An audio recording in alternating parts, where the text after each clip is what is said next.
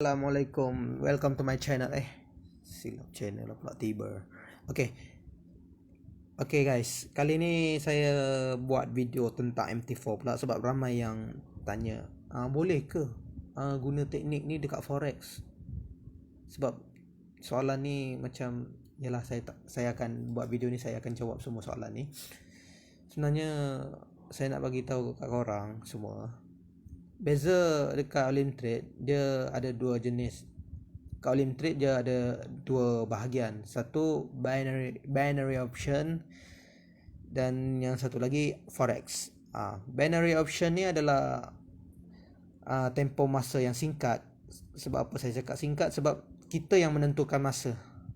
Kuasa di tangan kita sebab kita yang open posisi dan kita yang menetapkan tempoh masa.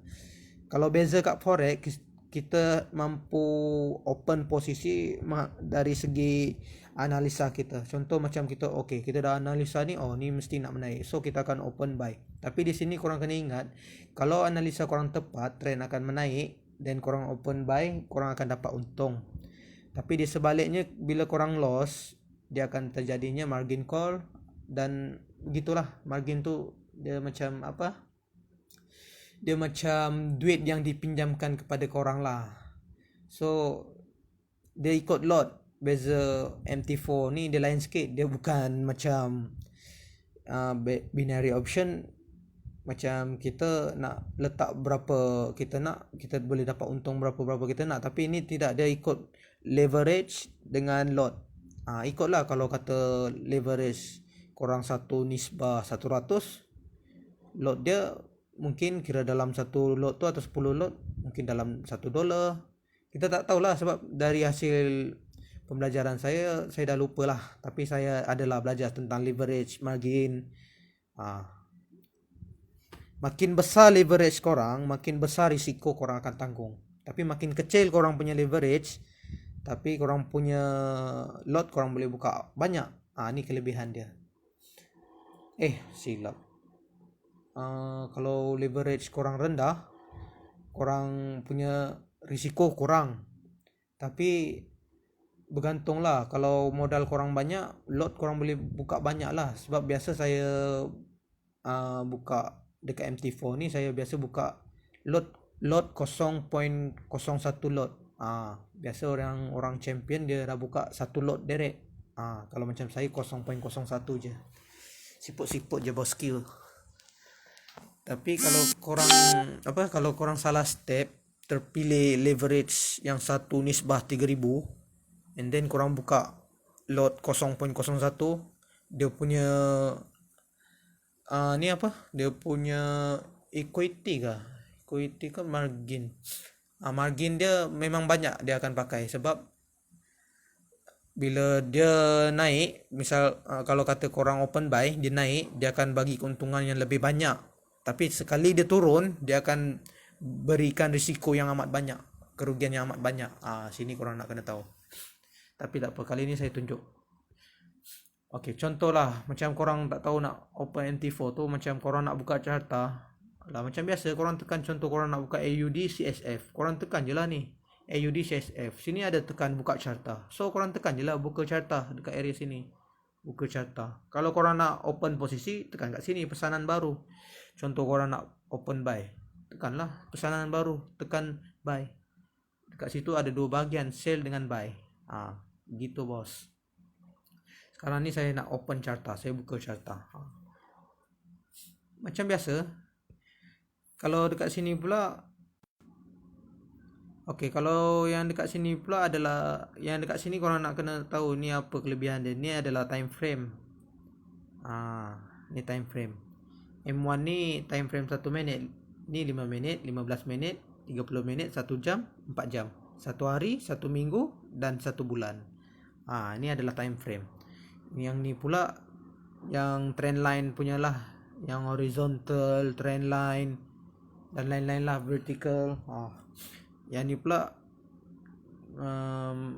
ni tak silap saya ni marking paras harga, tak silap. Yang ni pula indikator yang F ni.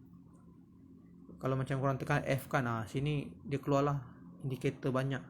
Korang pilih lah korang nak indikator apa. Sini banyak indikator, tapi saya tak pakai indikator, bikin pening kepala nak tengok. Okay, macam biasa, macam saya cakap, first kali kita akan tengok dekat time frame 4 jam kalau kita nak tepat lagi analisa. Tapi korang nak kena ingat tahu dekat sini, macam saya cakap, asal dia jadi je support dia akan naik, asal dia jadi resistance dia akan naik, dia akan turun. Tapi kat sini lain sikit. Ada setengah dia buat resistance dia turun, ada setengah dia tak buat resistance pun dia turun. Nak tengok Sekejap saya tunjuk. Mana? Sini. Sekejap. Mana?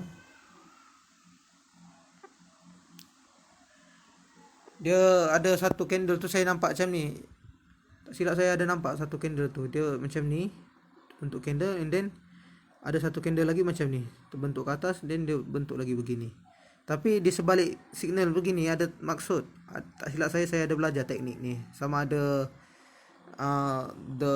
the morning star, tak silap gelaran nama bentuk candlestick kalau begini, the morning star. Kalau terbentuk je morning star pula, the evening star. Kalau terbentuknya begini, the evening star, trend akan berlakunya penurunan. Sebab tadi saya ada jumpa satu candlestick dia terbentuknya begitu dekat time frame 4 jam. Pedulikanlah. Okay, macam saya cakap tadi, sini korang nak kena hati-hati sikit. Forex dia tak sama dengan binary option. Cuma beza dia, saya cakap dekat yang video sebelum ni, asal dia buat support je dia akan naikkan. Macam sini kan, dia buat support dia naik, dia buat resistance dia turun. Ataupun dia buat doji, ataupun dia buat dragonfly bentuk dia macam ni. Sekejap. Dragonfly macam ni bentuk dia, body kecil, sumbu dia panjang, dia punya ekor panjang. Kalau gravestone doji pula, body dia kecil tapi ekor dia di atas panjang. Ni the gravestone doji. Tapi doji je ada banyak jenis. Ada yang begini, dia garis saja. Ada yang begini, lepas tu ada yang begini, body dia kecil je. Tu dikira doji juga. Tapi sini korang nak kena hati-hati lah. Sebab apa saya kata kena hati-hati? Sebab ada setengah pembentukan, ada yang dari selain daripada resistance, dia ada lagi bentuk yang macam tadi saya cakap. Dia ada bentuknya candle macam ni, dan macam ni dia menurun. Sini korang nak kena analisa lah. Tapi biasa kalau macam saya open posisi dekat forex, saya buatlah macam teknik yang dari hasil pembelajaran saya sendiri. Contoh kan, kita nak tahu trend tu menurun. Kita nak tahu, contoh trend tu dia kuat menaik. Sekejap. Susah lah pakai phone. Kalau macam trend tu menaik, kita buat confirmation dulu. Kita akan buat satu box pula. Kita buat satu kotak zone. Kita buat satu zone. Ni saya punya teknik lah. Cara saya buat begini. Contoh first saya akan guna garisan horizontal, trend line. Saya akan marking sini, pergi dekat garisan merah ni. Sini.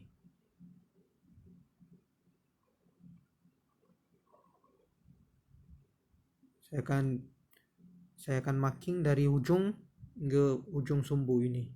Sebab apa saya marking macam ni dekat time frame 4 jam? Sebab sini dia nampak macam perfect kan, dia punya garisan macam ni, cantik. Janganlah korang buat garisan tu sampai tembusnya candle. Sebab kalau korang buat macam ni kan, kalau contoh korang marking macam ni, korang ambil yang sini, nampak macam tak cantik kan, macam cacat pun ada. Tapi sini pun boleh juga, tapi janganlah korang ambil yang sini pula, yang dekat hijau ni. Nampak sangat dah terganggu dah candle, nak tengok. Yang candle hijau tu kacau. So kita nak buat garisan trend line ni, kita marking yang senang di marking lah.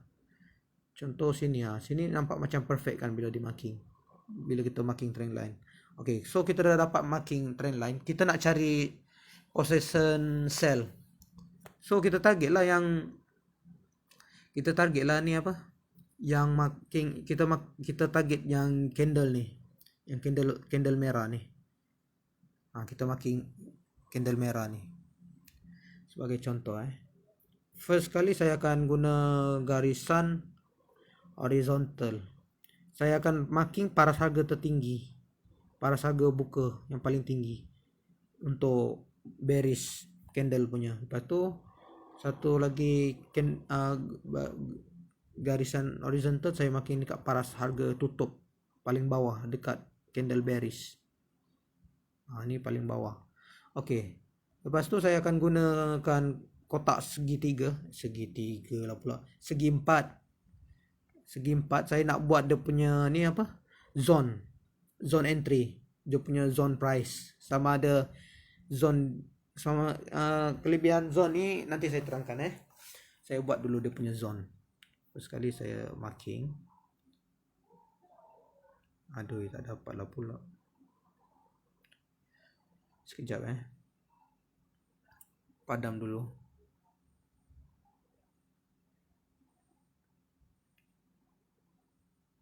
Dia kena ni. Sekejap. Si marking balik. Paras harga terbuka. Paras harga buka si bearish dengan paras harga tutup last si bearish. Kita ambil yang dekat penghujung sumbu dia lah, penghujung ekor dia. Lepas tu kita guna kotak segi empat. Kita buat dia punya zone petak. Sini.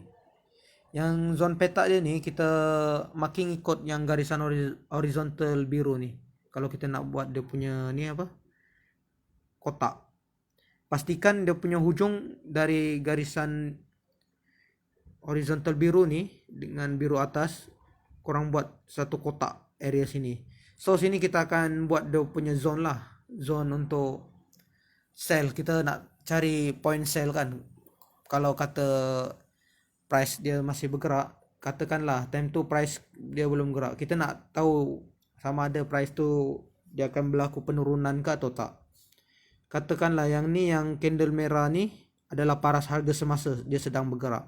And then kita target yang candle ni jadikan sebagai zone. So kalau dekat bahagian atas kita akan ambil 50%. Kalau kira dari sini hingga bawah boleh dikatakan 100.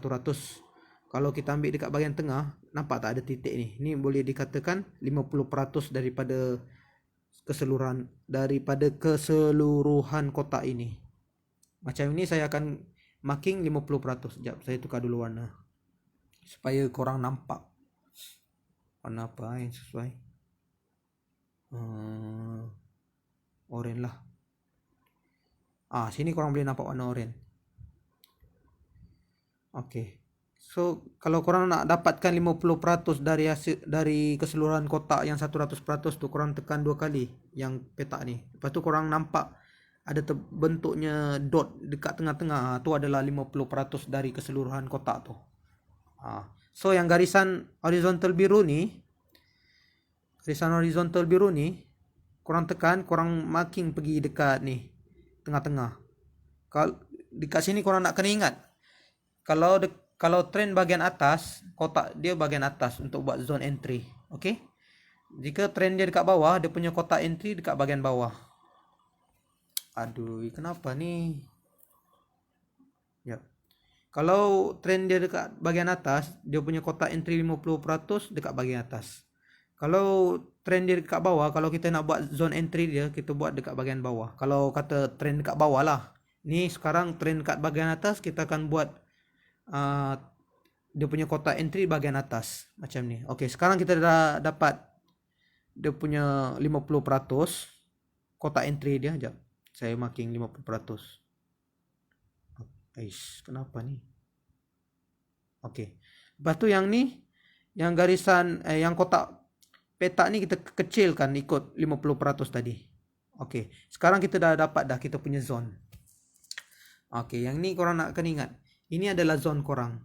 Okay, dekat sini kita boleh tahu price yang candle semasa ni, kita boleh tahu sama ada dia dapat tembus tak kotak ni. Jika dia berjaya tembus, ini tak berlakunya penurunan trend. Trend akan melanjutkan penurunan. Penurunan lah pula.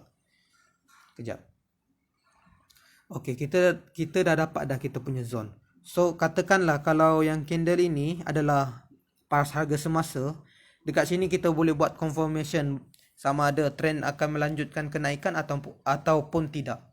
Kalau dia melanjutkan kenaikan, dia akan berjaya menembus kotak yang zone kita buat ni. Dia akan berjaya menembus ke atas. Bila dia berjaya menembus, tu trend akan melanjutkan kenaikan. Tapi kalau dia tembus guna shadow je atau dia main dalam zone je, itu kita boleh open sell lah. Kita ada harapan untuk open sell. Katakanlah kalau korang open posisi sell dekat area sini. Area sini kan korang open sell dalam 0.01. Kita tengok berapa reward kita dapat. Ini dari hasil teknik saya belajar sendiri. Okey, kita tengok dekat trend line Saya marking trend line. Katakanlah dekat 50% tadi, sini kan. Korang tengok dia reward sampai berapa. Katakanlah kat sini korang take profit untuk bagian sell. Adalah dalam 635 pips. 635. Bayangkan 635 pips, kalau 0.01 lot, korang darab dengan 635 pips. Dah berapa korang dapat? Tapi ikutlah dari leverage. Sebab lain leverage, lain harga. Itu korang nak kena ingat. Tapi dari lain currency pun lain harga juga. Tak silap saya. Sebab dari segi hasil pembelajaran saya lah. Ni penerangan bagi korang yang tak tahu nak buat zone entry. Yang ni yang saya dah tunjuk. Sekejap saya clearkan dulu ni.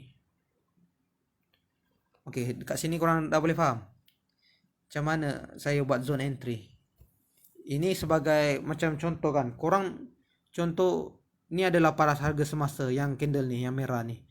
Lepas tu time ni korang tengok, trend menaik ni. So korang ragu-ragu nak open posisi. Kat sini korang boleh buatlah korang punya zone.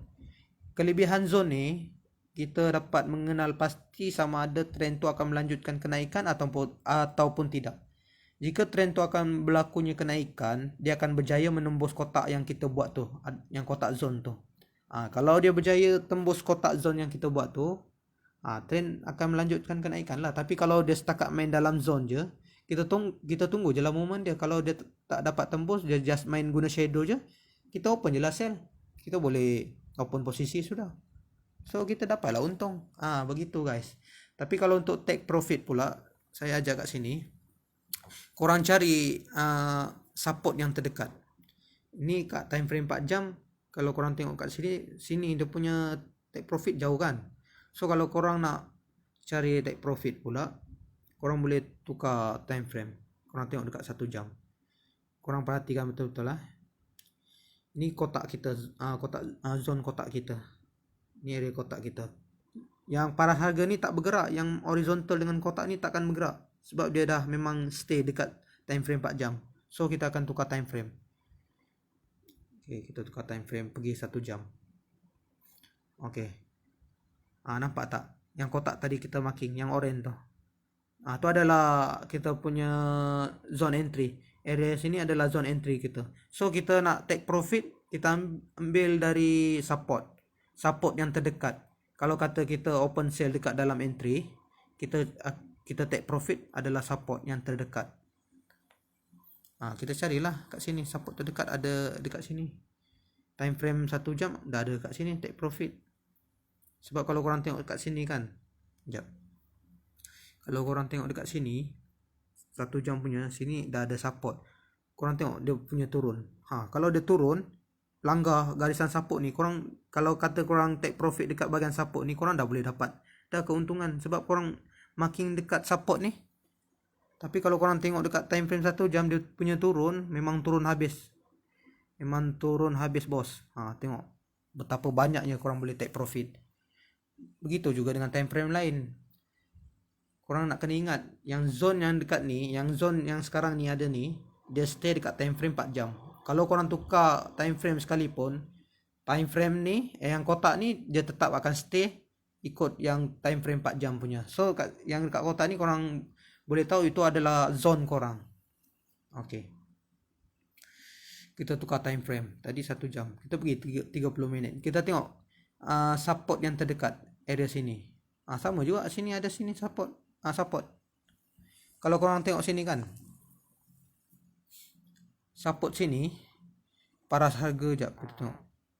95205, 95025. 95025. Area sini dah terlanggar dah support ni.